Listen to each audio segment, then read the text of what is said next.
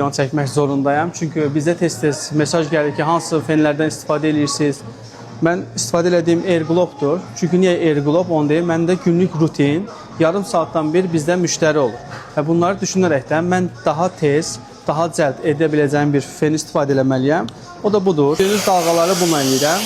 Həm daha çevik və daha modern. Diqqətlə baxırsınız. Birazdan açdığımda daha net görəcəksiniz saçı.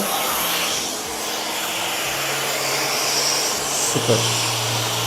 Tam istədiyim nəticəni bütünlüyünə mənə verir və istifadə qaydası çox rahatdır. Yolmuram. Ən əsası saçı yandırmır. Bu həm müştəri üçün, həm də bizim üçün ən önəmlisidir. Adi saçda əlimi tutmuşam istiliyə, o qədər isti vermir. Amma dalğanı ideal şəkildə verir.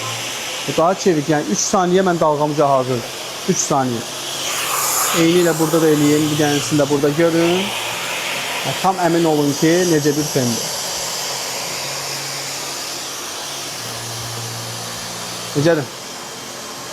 Tamam. Bu da bizim nəticəmiz. Məncə möhtəşəm görsənir və sizcə yorumlarda yazmağı unutmayın. Həmin feni də çəkə bilərsiniz.